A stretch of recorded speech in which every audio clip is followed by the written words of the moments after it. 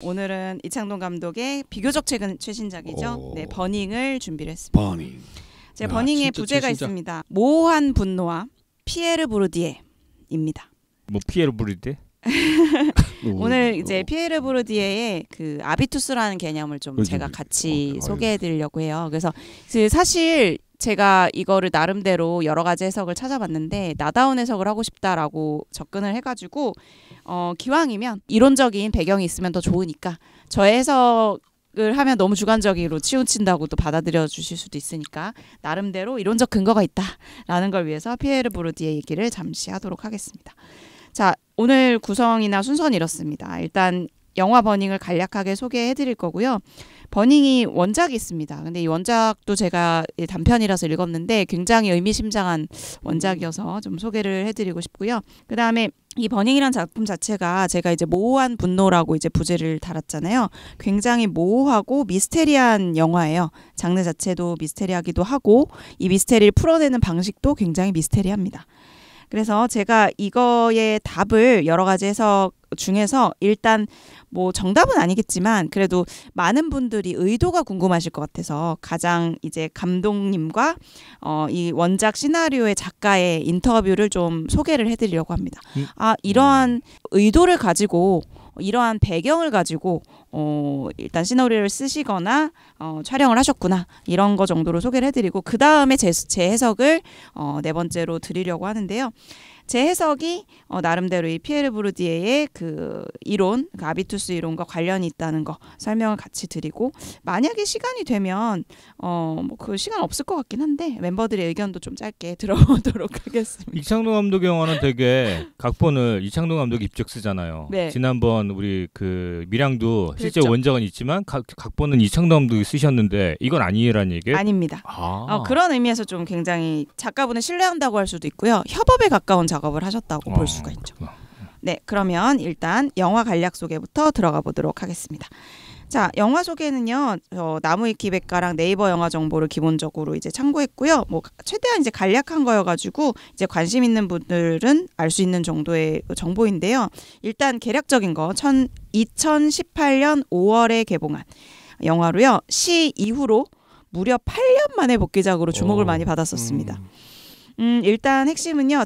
각자 자기만의 방식으로 살아온 세 젊은이가 등장하죠. 종수, 벤, 해미 이 셋의 만남과 이들 사이에서 벌어지는 굉장히 묘하고 미스터리한 사건들을 다룬 작품입니다. 무라카미 하루키의 단편 소설을 영화 시도한 국제적 프로젝트의 첫 작품입니다. 애초에 이게 약간 의도가 좀 있었어요. 외부의 의도가 좀 있었고요. 하루키의 단편 소설 중 헛간을 태우다를 원작으로 하고 있는데요.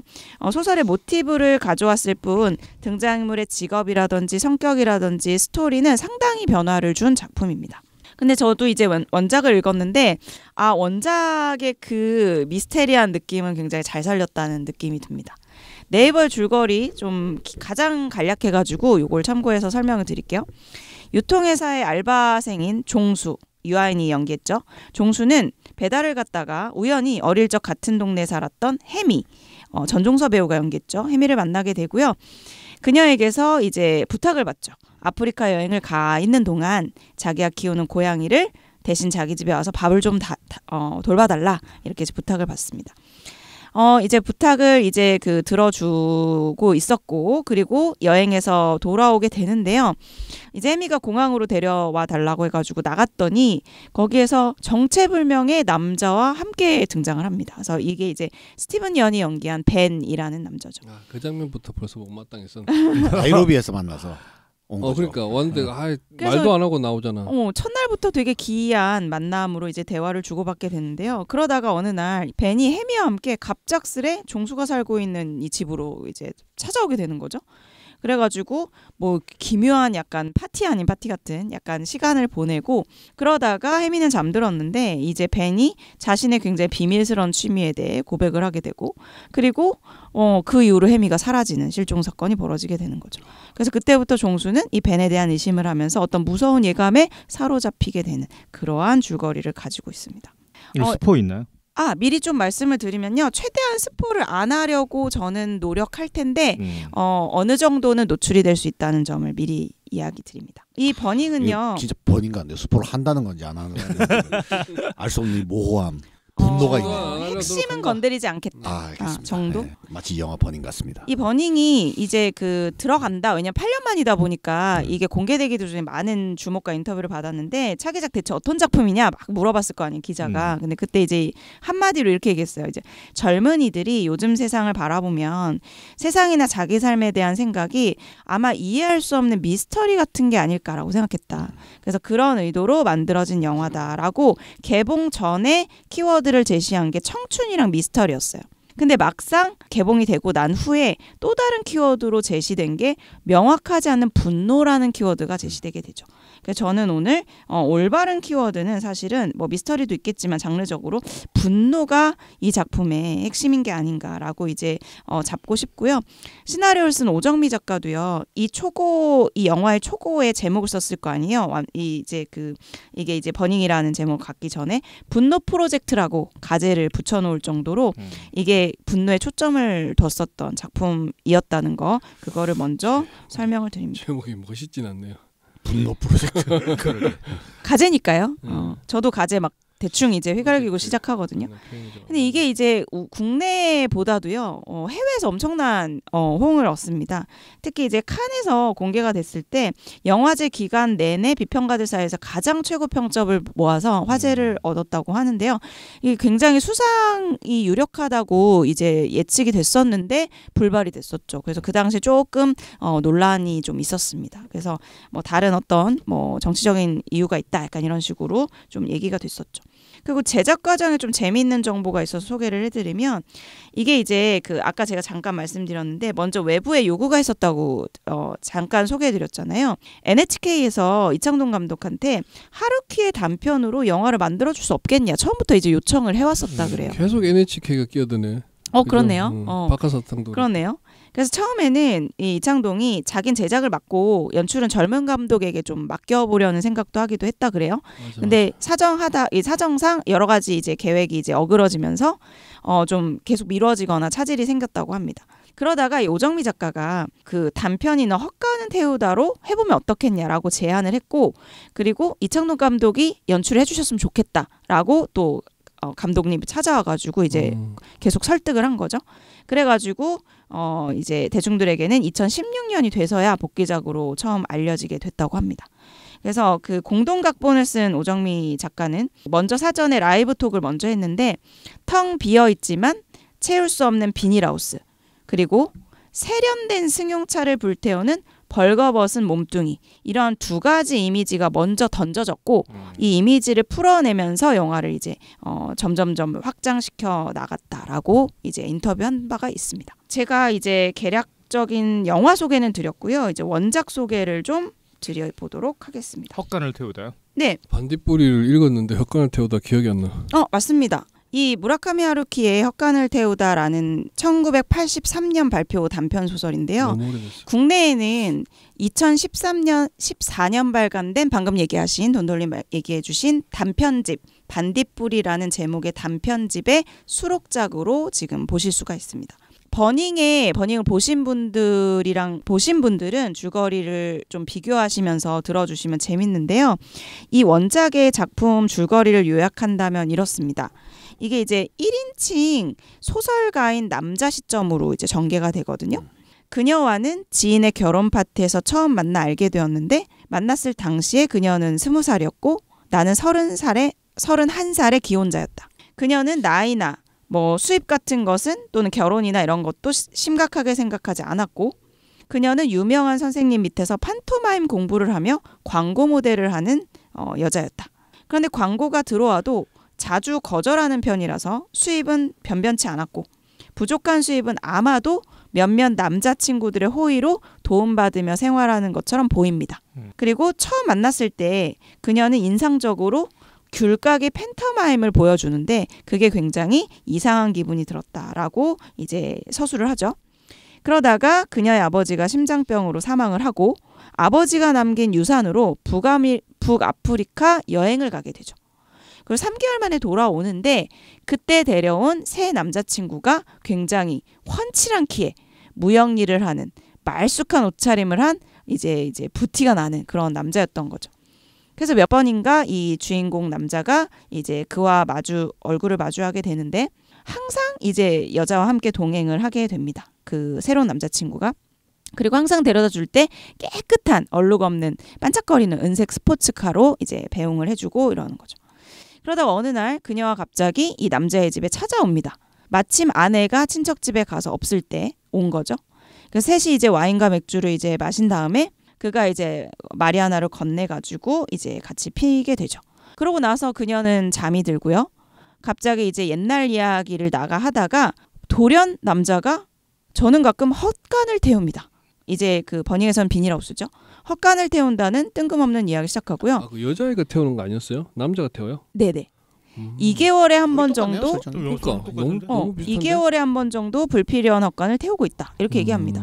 그래서 그거 범죄행위다라고 말했더니 아니다. 그 헛간들은 나를 태워지길 기다리고 있다. 그러면서 이거는 나름의 도덕성을 유지하기 위한 것이다. 지금 세상에는 그런 헛간들 쓸모없는 게 너무 많다. 이렇게 얘기를 합니다. 그리고 오랜만에 태울 보람이 있는 헛간을 발견했는데 이 근처에 있어서 오늘 사전조사 왔다. 이렇게 이야기를 하는 거죠. 그래서 이 주인공인 나가 열심히 동네 지도를 사가지고 근처 헛간을 다 조사합니다. 그랬더니 16군데 헛간이 있었어요. 그래서 하나하나 조사하면서 더 좁혀가요. 태울 가능성이 있는.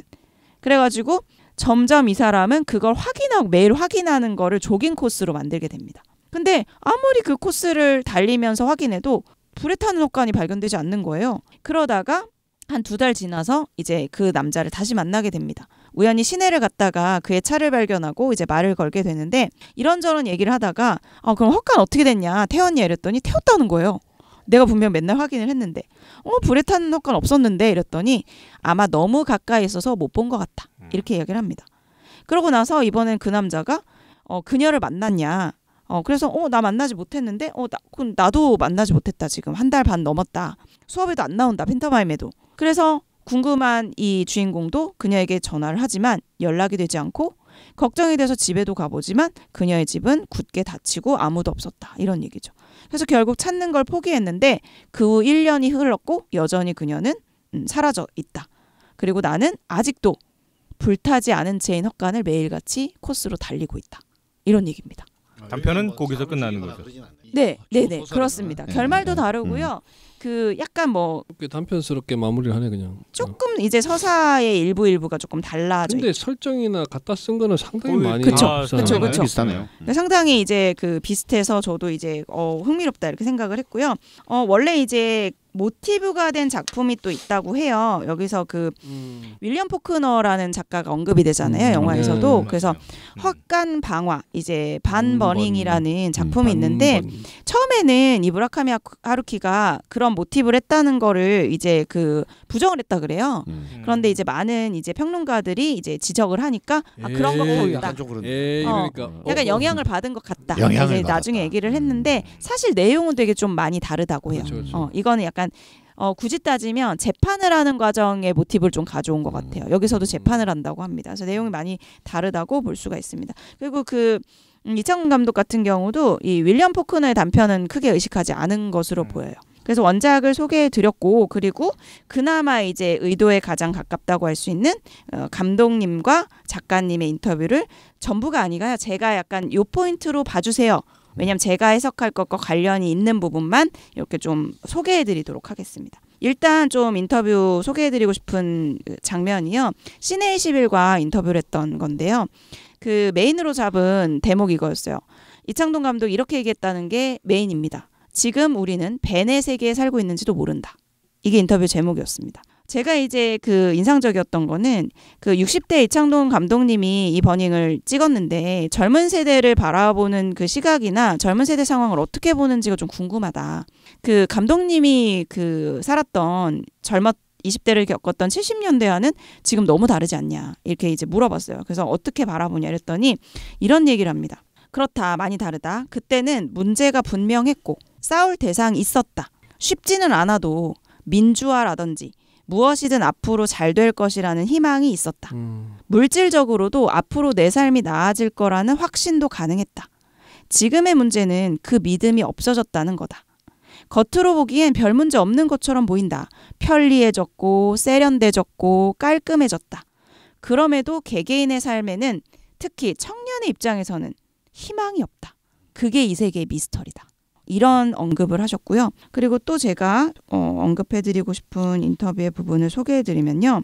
이런 얘기를 하셨어요. 종수가 사는 그 파주라는 마을, 그리고 종수가 모는 낡은 트럭, 그리고 벤이 사는 그 반포동 설해마을, 그리고 벤이 모는 차 포르쉐.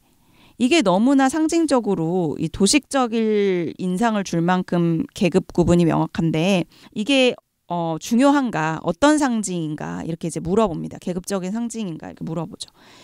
거기에 대한 대답을 좀 소개해드리고 싶습니다. 이창동 감독님이 이렇게 대답하셨어요. 우리가 지금 살고 있는 현실에선 오히려 계급성을 잘 못 느끼게 된다. 영화를 통해 계급이 보인다고 해서 그걸 도식이라 부를 수는 없을 것 같다. 종수가 파주에 머무르는 건 자기가 원해서 택한 일이 아니다. 아버지 때문에 할 수 없이 간 거예요. 아버지 때문에 벗어나고 싶었던 현실 공간에 돌아오게 된 것이다. 그럼 파주가 자기적인 설정일까?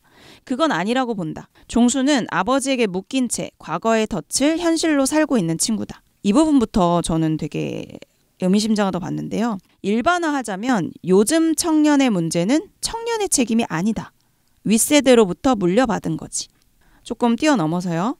불행히도 하필이면 종수는 그 현실에 직접 가 있다. 그러니까 남북 문제 같은 거를 얘기하시다가 이 얘기가 나온 건데요. 남북 문제가 마치 없는 것처럼 살고 있지만 종수가 사는 파주에서는 대남방송이 들려오는 곳이죠. 그런데 그 밖의 동네에서는 일상에서 대남방송을 들을 수 없죠. 그리고 남북 문제를 현실로 느끼지 못하죠. 벤이 가자마자 이게 뭔 소리냐고. 계급도 비슷하다고 보신 것 같아요. 지금 한국 사회 태극기에는 국가 이데올로기 이상의 것, 우리 아버지 세대의 그런 방향을 미처 알아차리기 힘든 분노가 담겨 있다. 반면에 벤은 기억하실지 모르겠는데 이제 벤이 처음 이렇게 오자마자 종수의 집에 대남방송 이게 뭐냐고 신기하면서 물어봐요. 그래서 이거 북한에서 내보낸 대남방송이 됐더니 재밌네? 이래요. 사실 지금 우리는 벤의 세계에 살고 있는지도 모른다. 벤은 몰랐던 거죠. 이런 순간이 있는 걸 몰랐던 거고 그저 재밌는 거예요. 눈에 잘 안 보여서 그렇지. 계급의 문제는 늘 도처에 있다. 라고 대답을 하셨습니다. 그리고 오정미 작가의 인터뷰도 제가 관련돼서 조금 기억할 만한 부분 언급해드리고 싶은데요. 배는 다 재밌다 그래요. 재미를 위해서는 그죠. 못할 게 없다 이렇게 얘기하죠. 그래. 심장이 딱 신의 21과 인터뷰한 내용인데요. 오정미 시나리오 작가님이 이렇게 말씀하셨습니다. 지난 10년 동안 세상은 멀쩡하고 세련되어 보이는데 좀처럼 속을 알 수 없다라는 주제에 꽂혀 있었다. 그런데 헛간을 태우다를 읽고 그 주제에 좀 더 깊이 가볼 수 있겠다라고 판단해서 이창동 감독에게 직접 해보자고 제안했다. 그렇게 시작된 버닝은 요즘 시대가 찾고 있는 분노를 다루되 처음부터 우리는 분노가 비롯된 진실을 알 수 없다는 결말을 정해두었다. 그리고 오 작가는 시나리오를 쓰기 위해 많은 20대들을 만났고 마침 박근혜 정부 국정농단 의혹 사건, 촛불 집회, 대통령 탄핵 사건 등등을 경유하면서 서서히 시나리오 방향이 바뀌었다고 합니다. 촛불혁명을 겪고 난 뒤 사람들은 분노를 해소하기 시작하는데 이 영화도 이제부터가 새로운 시작인 이야기를 해야 하지 않을까라고 생각했고 어디까지 서사를 확장할지를 고민하면서 지금의 영화를 만들었다라고 대답하셨습니다. 그래서 제가 이렇게 해석을 해도 크게 무리는 아니겠다라고 저는 나름대로 이제 의도를 읽은 후에 저만의 해석을 조금 해보려고 하는데요. 그래서 네 번째로 지금부터 저만의 해석을 좀 소개해 드리려고 합니다.